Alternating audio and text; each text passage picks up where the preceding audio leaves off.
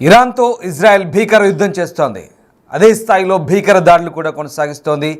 అక్కడి పాలకుల్ని ప్రజలను బెంబేలెత్తిస్తోంది. కానీ యుద్ధం గడిచే కొద్దీ రాను రాను ఇజ్రాయెల్ చేతులు తేబోతోందా? యుద్ధాన్ని కొనసాగించలేని పరిస్థితిలో ఇజ్రాయెల్ వెళ్ళబోతుందంటే అవుననే కొన్ని అంతర్జాతీయ కథనాలు వార్తలు ప్రచురిస్తున్నాయి. ఇజ్రాయెల్ దగ్గర కేవలం లాంగ్ టార్గెట్ మిస్సైల్ మాత్రమే ఉన్నాయని చెప్తున్నారు. 10-12 రోజులకు సరిపడా మాత్రమే ఈ మిస్సైల్ ఉన్నట్టుగా వార్తలు సారాంశం. ముఖ్యంగా ఇజ్రాయెల్ నుంచి ఇరాన్కు 1300 కిలోమీటర్ల దూరం ఉన్నట్టుగా చెప్తున్నారు. అంత దూరం వెళ్ళే మిస్సైల్స్ కోసం భారీగా ఖర్చు పెడుతున్నట్టుగా తెలుస్తుంది. ఒక్క రోజుకు $285 మిలియన్ ఖర్చు అవుతున్నట్టుగా సమాచారం. ఆర్థికంగానూ తీవ్రంగా ఇజ్రాయెల్ నష్టపోతుంది. మరోవైపు పూర్తిగా చమురు నిల్వలు కూడా తగ్గాయి. జూన్ 13న ఆపరేషన్ రైజింగ్ లయన్ను ఇజ్రాయెల్ ప్రారంభించింది. మొదట్లో ప్రత్యర్థిపై మిసైల్స్తో ఇజ్రాయెల్ విరుచుకుపడింది. క్రమంగా ఇజ్రాయెల్ లాంగ్ రన్ మిసైల్స్ తగ్గాయి. దీంతో యుద్ధం ఎక్కువ కాలం కొనసాగించే పరిస్థితిలో ఇజ్రాయెల్ లేనట్టుగా వార్తలు అందుతున్నాయి. మరోవైపు ఇరాన్ మరింత దృఢంగా మారబోతుందా? ఇరాన్ దగ్గర 2000 బాలిస్టిక్ క్షిపణులు ఉన్నట్టుగా తెలుస్తుంది. అందులో 400 క్షిపణులను ఇజ్రాయెల్ కూల్చివేసింది. ఇరాన్ దగ్గర మరొక 1600 బాలిస్టిక్ క్షిపణులు ఉన్నట్టుగా తెలుస్తోంది. దీర్ఘశ్రేణి క్షిపణి నిరోధకాల సరఫరాను ఇజ్రాయెల్ తగ్గించింది. దీంతో టెల్ అవీవ్లోని కీలక స్థావరాలపై ఇరాన్ దాడులు చేస్తుంది. ఇజ్రాయెల్కు అమెరికా సహకరిస్తే తప్ప యుద్ధం చేయలేని పరిస్థితి ఉన్నట్టుగా వార్తలు వస్తున్నాయి. ఇజ్రాయెల్ మిసైల్స్ డిఫెన్స్ ఆపరేషన్స్కు $1 బిలియన్ ఖర్చు అవుతున్నట్టుగా తెలుస్తుంది. ఇక ఖర్చు తడిసి మోపెడవుతుండడం, మరోవైపు ఆయుధ నిల్వలు తగ్గుతుండడంతో ఇజ్రాయెల్ మరొక 10 లేదా 12 రోజులకు సరిపడా మాత్రమే ఆయుధ నిల్వలతో యుద్ధానికి దిగే అవకాశం ఉన్నట్టుగా చెప్తున్నారు. కానీ ఇక యుద్ధం ప్రారంభమైనప్పటి నుంచి ఇరాన్కు కంటి మీద కునుకు లేకుండా చేస్తుంది ఇజ్రాయెల్. అలాగే అణుశాస్త్రవేత్తల్ని మాత్రం విజయవంతంగా హతమార్చింది. అలాగే కొంతమంది సైనికాధికారులను కూడా మట్టుబెట్టింది. దీంతో ఇరాన్ వరుసగా చేస్తున్న దాడుల్ని అడ్డుకోవడంలో ఇజ్రాయెల్ ఐరన్ డోమ్ మాత్రం విఫలమవుతూనే ఉంది. ఈ నేపథ్యంలో ఇంతకాలం ఎంతో గొప్పగా చెప్పుకుంటూ వచ్చిన ఇజ్రాయెల్ ఐరన్ డోమ్ సామర్థ్యం మీద ఇప్పుడు అంతర్జాతీయంగా అనుమానాలు కూడా వ్యక్తమవుతున్నాయి. అదే సమయంలో తాజాగా తమ నిఘా విభాగం మొసాద్ కేంద్ర కార్యాలయంపైన ఇరాన్ క్షిపణి దాడి చేయడంతో ఇజ్రాయెల్ దిక్కుతోచని స్థితిలోకి వెళ్ళిపోయినట్టుగా కూడా కొన్ని వార్తలు వస్తున్నాయి. పైకి టెహ్రాన్ ప్రజలు పారిపోవాలని, భారీ దాడులు తప్పని హెచ్చరికలు చేస్తున్న ఇజ్రాయెల్కి ఇప్పుడు ఇది తమ ఆయుధ వ్యవస్థలు ఖాళీ అయిపోతుండడం కొంత ఆందోళనకరంగా మారుతున్నట్టుగా తెలుస్తుంది. ఇదే విషయాన్ని అమెరికాకు చెందిన వాల్ స్ట్రీట్ జర్నల్ లాంటి కొన్ని అంతర్జాతీయ మీడియా సంస్థలు ప్రచురిస్తున్నాయి. అయితే ఇప్పటికే ఇరాన్ దాడులకు అతలాకుతలమవుతున్న ఇజ్రాయెల్కి ఇప్పుడు తమ గగనతల ఆయుధ రక్షణ వ్యవస్థల్లో ఆయుధాలు ఖాళీ అవుతుండడం కొంత ఆందోళనగా ఉంది. ప్రస్తుతం ఆ స్టాక్ చూసుకుంటే కనుక మరొక 12 రోజుల పాటు మాత్రమే గగనతల రక్షణ వ్యవస్థలు పనిచేసే అవకాశం ఉన్నట్టుగా చెప్తున్నారు. దీంతో 12 రోజుల తర్వాత ఇరాన్ దాడులు కొనసాగిస్తే వాటిని తట్టుకోవడం ఇజ్రాయెల్కు కష్టంగా మారబోతున్నట్టుగా వార్తలు అయితే వస్తున్నాయి. కానీ ఇరాన్లో మౌలిక సదుపాయాలను పెద్ద ఎత్తున టార్గెట్ చేసి విజయం సాధించినట్లు ఇజ్రాయెల్ చెప్తుంది. ప్రస్తుతం తన దీర్ఘశ్రేణి క్షిపణి నిరోధకాల సరఫరా వేగం తగ్గిస్తుందని ఈ వాల్ స్ట్రీట్ జర్నల్ కథనం. అయితే ఇజ్రాయెల్తో సన్నిహిత సంబంధాలున్న ఓ యుఎస్ అధికారి తమకి విషయం చెప్పినట్టుగా ఆ వార్త సారాంశం. అయితే ఇరాన్ క్షిపణి లాంచర్లు మూడింట ఒక వంతు ధ్వంసమయ్యాయని, ఇరాన్ ఆకాశంపై వాయు ఆధిపత్యాన్ని సాధించాయని ఇజ్రాయెల్ తాజాగా తెలిపింది. ఇరాన్ ఆకాశంపై తమ ఆధిపత్యం స్పష్టంగా ఉన్నట్టుగా ఇజ్రాయెల్ చెప్తుంది. అయినా ఇరాన్ క్షిపణి జాబితాలో సగానికి పైగా చెక్కు చెదరకుండా ఉన్నాయని, అందులో ఓ భాగం భూగర్భంలో దాచి ఉంచారని చెప్తున్నారు. మరోవైపు ఇజ్రాయెల్ ఓ రాత్రి యుద్ధం చేసేందుకు దాదాపు $285 మిలియన్ ఖర్చు చేసినట్టుగా అంచనా వేస్తున్నారు. సో మొత్తం మీద ఇజ్రాయెల్ ఇరాన్ దాడుల నేపథ్యంలో ప్రస్తుతం ఈ అంశం ప్రస్తుతం తాజాగా చర్చనీయాంశంగా మారుతున్న పరిస్థితి కనబడుతోంది. ఒకసారి ఇజ్రాయెల్ ప్రధాని దీనికి సంబంధించి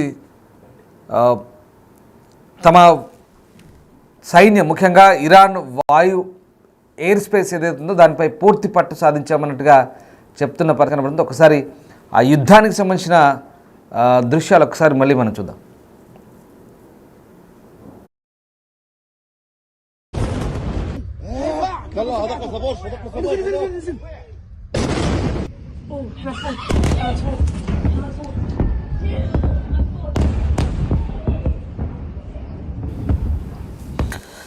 ఇరాన్పై అవిశ్రాంతంగా ఇజ్రాయెల్ భీకర దాడులు చేస్తుంది. ఘర్షణలు ప్రారంభమైన నాటి నుంచి ప్రతిరోజు ఇరు దేశాలు దాడులు చేసుకుంటున్నాయి. ఇరాన్ చేస్తున్న ప్రతి దాడులను అడ్డుకునేందుకు ఇజ్రాయెల్ తీవ్రంగా శ్రమిస్తోంది.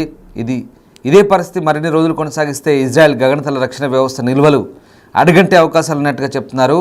ఇజ్రాయెల్ దగ్గర ప్రస్తుతానికి కేవలం 12 రోజులకు సరిపడా ఈ వ్యవస్థ నిల్వలు ఉన్నట్టుగా నివేదికలు చెప్తున్నాయి. ఇరాన్ క్షిపణులను అడ్డుకునేందుకు ఒక రాత్రికి దాదాపు 2400 కోట్లు ఖర్చు చేసినట్లుగా ఈ నివేదికల సారాంశం. ఇందాక మీకు $285 మిలియన్ అని చెప్పాను. అది అక్షరాల భారతీయ కరెన్సీలో 2400 కోట్లు. ఒక రాత్రికి ఇజ్రాయెల్ ఇరాన్పై యుద్ధం చేయాలంటే ఇంత పెద్ద మొత్తంలో ఖర్చు అవుతున్న పరిస్థితి కనబడుతోంది.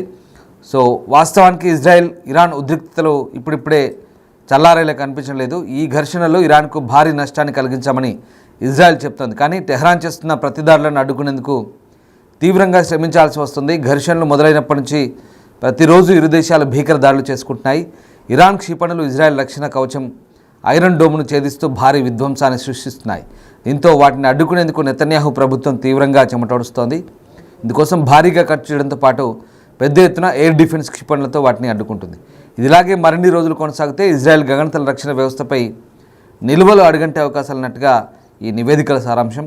అమెరికా నుంచి సరఫరా కానీ సహాయం కానీ అందించకపోతే ఇజ్రాయెల్ రక్షణ వ్యవస్థ ఒక 12 రోజుల్లోనే క్షీణించే అవకాశం ఉన్నట్టుగా ఆ నివేదికలు చెప్తున్నాయి. మరోవైపు తన గగనతల రక్షణ వ్యవస్థ నిర్వహణ కోసం ఇజ్రాయెల్ భారీగా ఖర్చు చేస్తోంది. ఇక కేవలం ఒక్క రాత్రికి $285 మిలియన్ వరకు ఖర్చు చేసినట్లుగా, అంటే భారత కరెన్సీలో 2400 కోట్లు ఖర్చు చేసినట్టు తెలుస్తుంది. ఇప్పటివరకు దాదాపు 400 బాలిస్టిక్ క్షిపణులను ప్రయోగించినట్లుగా ఇరాన్ వెల్లడించింది. అత్యంత ఎక్కువ ఎత్తులో ప్రయాణించే ఈ క్షిపణులను ప్రతిఘటించేందుకు ఇజ్రాయెల్ రక్షణ దళాలు యూరో సిస్టమ్ను వినియోగిస్తున్నాయి. అలాగే డేవిడ్స్ ప్లింగ్, అమెరికా ఇచ్చిన ప్యాట్రియాట్స్, థాడ్ బ్యాటరీస్ ఇలాంటి అధునాతన లేయర్డ్ మిసైల్ డిఫెన్స్ వ్యవస్థల రంగంలోకి దించాయి. అయితే ఇప్పుడు వీటి నిర్వహణ ఖర్చు ఇజ్రాయెల్కు తడుసు మోపడవుతున్నట్టు తెలుస్తుంది. Israel financial daily the marker క్షిపణి రక్షణ వ్యవస్థల ఆపరేషన్ల కోసం ఒక్క రాత్రికే $285 మిలియన్ ఖర్చు అవుతున్నట్టుగా అంచనా వేసింది. ఒక యూరో సిస్టమ్ ద్వారానే $3 మిలియన్ చొప్పున విలువైన ఇంటర్సెప్టర్ను ఇజ్రాయెల్ ప్రయోగించి ఇరాన్ క్షిపణులను అడ్డుకుంటున్నట్టుగా చెప్తున్నారు. అయితే ఇక ఇరాన్ సంగతి కొద్దాం. ఒకసారి ఇరాన్లో క్షిపణి లాంచర్లో 1/3 ధ్వంసం చేశామని, టెహ్రాన్ గగనతలంపై పూర్తి ఆధిపత్యం సాధించామని ఇజ్రాయెల్ రక్షణ దళాలు ప్రకటిస్తున్నాయి. అయితే ఇరాన్ క్షిపణి జాబితాలో సగానికి పైగా చెక్కు చెదరకుండా ఉన్నాయని నిఘా వర్గాలు చెప్తున్నాయి. తమ క్షిపణుల్లో 1/3 భాగాన్ని ఇరాన్ భూగర్భంలో దాచి ఉంచే అవకాశం ఉందని హెచ్చరించాయి.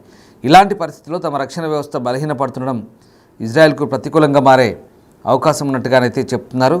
కానీ ఇవన్నీ కూడా ఒక రకంగా ఊహాజనితంగా వార్తలుగానే మనం పరిగణించాల్సి వస్తుంది. ఎందుకంటే ఇప్పటివరకు కూడా ఇజ్రాయెల్ భీకర దాడులు కొనసాగిస్తుంది. ఇరాన్ దగ్గర క్షిపణులు ఉన్నమాట వాస్తవం. కానీ ఇప్పుడు ఇజ్రాయెల్ ఇంత త్వరగా యుద్ధంలో తమ సామర్థ్యాన్ని కోల్పోతుందనడంలో ఇంకా పూర్తిస్థాయి అంచనా వేయలేని పరిస్థితి.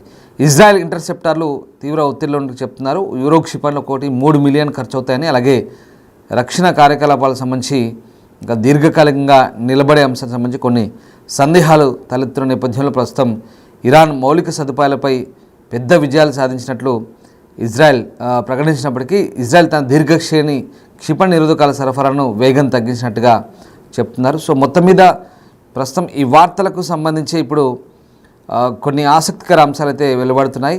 ప్రధానంగా ఇజ్రాయెల్ ఆపరేషన్ రైజింగ్ లైన్ ప్రారంభించినప్పటి నుంచి ఇరాన్ దళాలు దాదాపు 400 బాలిస్టిక్ క్షిపణులు ప్రయోగించాయి. ఇజ్రాయెల్ భూభాగాన్ని చేరుకోగల 2000 అంచనా వేసిన ఆయుధాలలో ఇది ఒక భాగంగా చెప్తున్నారు. సో ఇజ్రాయెల్ రక్షణలు ముఖ్యంగా అధిక ఎత్తులో ఉన్న బాలిస్టిక్ క్షిపణులను అడ్డగించడానికి రూపొందించిన బాణం వ్యవస్థ ఇది. చాలా ఇన్కమింగ్ ప్రక్షేపాలను తటస్థీకరించాయని చెప్తున్నారు. సో ఆ రకంగా ఇరాన్ క్షిపణి లాంచర్లు 1/3 ధ్వంసమయ్యాయని, ఆకాశంపై ఆధిపత్యాన్ని సాధించామంటూ ఇరాన్ చెప్తున్న నేపథ్యంలో ప్రస్తుతం ఇవన్నీ కూడా ఒక ఆసక్తికర చర్చకైతే దారితీస్తున్న పరిస్థితి కనబడుతోంది. సో మొత్తం మీద ఇరాన్ ఇజ్రాయెల్ దాడులకు సంబంధించి అయితే కొన్ని, అంటే ఈ ఇజ్రాయెల్ దాడుల వల్ల ఇరాన్ సైనిక స్థావరాలు, చమురు మౌలిక సదుపాయాలు, అణు సంబంధిత ప్రదేశాలు ఈ సామర్థ్యాలకి తీవ్ర నష్టమైతే వాటిల్లింది. అలాగే ఇజ్రాయెల్ తన అత్యంత అధునాతనమైన ఖరీదైన క్షిపణి కవచాన్ని అలసిపోకుండా ఆకాశాన్ని రక్షించుకోవడం కొనసాగించగలదా అనేది మాత్రం ఇప్పుడు ఒక చర్చ. మొత్తం మీద ఈ యుద్ధం ప్రారంభమైనప్పటి నుంచి ఇప్పటి వరకు దాదాపు ఇరాన్లో ఇజ్రాయెల్ దాడిలో 600 మందికి పైగా చనిపోయారు. ఇటు ఇరాన్ దాడి నుంచి ఇజ్రాయెల్లో 25 మందికి పైగా చనిపోయిన పరిస్థితి. పరస్పరం దాడులు జరుగుతున్నాయి, ఆస్తి నష్టం జరుగుతుంది, ప్రాణ నష్టం జరుగుతుంది. కానీ కొన్ని నివేదికలు చెప్తున్నాయి వీటి క్రెడిబిలిటీ ఏంటో మనకు ఇంకా తెలియాల్సింది. అంటే వాల్ స్ట్రీట్ జర్నల్ అనే ఒక పత్రిక రాసిన సారాంశం ఇదంతా కూడా. వాల్ స్ట్రీట్ జర్నల్ రాసినట్టుగా వాల్ స్ట్రీట్ జర్నల్కు నిజమైన ఈ ఖచ్చితమైన నిర్ధారణ ఉందా, అసలు దీని క్రెడిబిలిటీ ఎంత, ఈ వార్తకు సంబంధించినది మనకు తెలియదు. ఎందుకంటే ఇజ్రాయెల్ 10-12 రోజులు మాత్రమే వార్ చేయగలుగుతున్న తర్వాత అమెరికా మీద డిపెండ్ అయి ఉంటుందంటూ ఎవరో ఒక అమెరికా అధికారి తమకు చెప్పినట్టుగా కొన్ని వార్తలు వస్తున్నాయి. ఇక్కడ కొంత ఒక ఇట్స్ ఎ గేమ్ లాగా అనిపిస్తుంది. ఎందుకంటే ఇట్స్ ఎ మైండ్ గేమ్. ఎందుకంటే ట్రంప్ ఏం చెప్తున్నారు, మేము ఇంకా ఏది డిసైడ్ చేసుకోలేదు, ఇజ్రాయెల్ వాళ్ళు మాతో ఇంకా ఎలాంటి సంప్రదింపులు జరపలేదు, ఇజ్రాయెల్ వాళ్ళు మా దగ్గరికి వస్తే మేము అప్పుడు మాట్లాడతాం, తర్వాత మేము ఏంటనేది డిసైడ్ అవుతామన్నారు. అంటే ఇట్స్ ఎ లాజిక్, అంటే మైండ్ గేమ్ లాగా అనిపిస్తుంది. పశ్చిమ దేశాలు ఇది ఒక ఎత్తుగడలో భాగమా ఏంటనేది అర్థం కావట్లేదు. అంటే ఇలాంటి మాటలు మాట్లాడడం ద్వారా త్వరగా ఇరాన్ దగ్గర ఉన్నటువంటి ఆయుధ సంపత్తిని ఇటు దాడికి ఊసిగొల్పడం ద్వారా అక్కడ ఉన్నవన్నీ ఖాళీ చేయించే ప్రక్రియన ఏంటనేది తెలియట్లేదు. చెప్తున్నటువంటి ట్వీట్స్ ఒకసారి మనం ఆ డిస్టర్బింగ్ విజువల్ చూస్తున్నాం బిగ్ టీవీ స్క్రీన్పై. ట్రంప్ చేస్తున్న ట్వీట్స్ మనం ఒకసారి కనుక గమనిస్తే రోజుకో రకమైనటువంటి వ్యాఖ్యలు మాట్లాడుతున్నారు. తొలుత ఈ దాడులతో మాకు సంబంధం లేదన్నారు, తర్వాత ఇజ్రాయెల్ చేస్తున్న దాడులు చాలా మెరుపు వేగంతో ఉన్నాయంటూ అభినందించారు. తర్వాత రోజు ఇంకా మా ఓపిక నశిస్తుంది, నువ్వు లొంగిపో ఖమేని అని చెప్పి నువ్వు ఎక్కడున్నావో ఎక్కడ దాక్కున్నావో మాకు తెలుసు అంటూ ఒకరోజు ట్వీట్ చేశాడు. తర్వాత ఇంకా నువ్వు మా చేతిలో చచ్చిపోతావు, వెంటనే లొంగిపో, లేదంటే నిన్ను చంపేయాల్సి వస్తుంది అన్నట్టుగా హెచ్చరిక ధోరణితో మాట్లాడి దాంతో ఖమేని మళ్ళీ కౌంటర్ ఇచ్చాడు ఇజ్రాయెల్కి, ఇటు అమెరికాకి. తర్వాత ఇప్పుడు మాట్లాడుతుందండి ఇంకా మేము ఏం డిసైడ్ చేసుకోలేదు ఇప్పటి వరకు అంటూ యుద్ధానికి సంబంధించి ఇంకా మాట్లాడుతున్నారు. మరోవైపు అంతా రెడీగా ఉన్నట్టుగా దాదాపుగా సమాచారం అమెరికా రంగంలోకి దిగడానికి. అంటే ఇక్కడ కొంత వ్యూహాత్మకంగా మనకి ఇదంతా అర్థమవుతుంది. ఇజ్రాయెల్ దగ్గర నిల్వలు తగ్గుతున్నాయని చెప్పడం ద్వారా ఇది ఒక వ్యూహాత్మక ఎత్తుగడలో భాగమా? నిజంగా ఇజ్రాయెల్ అనేది ఇప్పటి వరకు గాజాలో గత కొన్ని సంవత్సరాల కాలంగా యుద్ధం చేస్తుంది. కాకపోతే గాజా చాలా సరిహద్దును పంచుకొని ఉంటుంది కాబట్టి, దగ్గరగా ఉంటుంది కాబట్టి అక్కడ ఈ దీర్ఘశ్రేణి క్షిపణులు కావచ్చు ఇవన్నీ కూడా ఇంత భారీ స్థాయిలో ఖర్చు ఉండదు గాజాపై దాడి జరిగినప్పుడు. కానీ అక్కడ ఇరాన్తో పోలిస్తే ఇరాన్ దాదాపు 1200 నుంచి 1500 కిలోమీటర్ల దూరం ఉంటుంది కాబట్టి లాంగ్ రేంజ్ మిసైల్స్ అవసరం ఉన్నాయి, దానికి ఖర్చు కూడా ఎక్కువగానే ఉంటుంది. నివేదికలో అంశాలన్నీ తప్పు అనట్లేదు, బట్ కొన్ని క్యాలిక్యులేషన్స్ వాస్తవ రూపంలోనైనా ఇవన్నీ కూడా దీనికి ఎంత క్రెడిబిలిటీ ఉందని తేలాల్సి ఉంది వాల్ స్ట్రీట్ జర్నల్ సంబంధించినటువంటి ఆ కథనానికి. సో ఏదేమైనా ఇజ్రాయెల్ ఎక్కడ తగ్గట్లేదు, ఇరాన్ ఎక్కడ తగ్గట్లేదు, రెండు దేశాలు కూడా భీకరంగా ప్రస్తుతం పోరాడుతున్నాయి. చూడాలి ఇంకా ఎంతవరకు ఈ యుద్ధం వెళ్తుంది, ఎక్కడికి దారితీయబోతుందని మాత్రం ఆసక్తికర పరిణామం.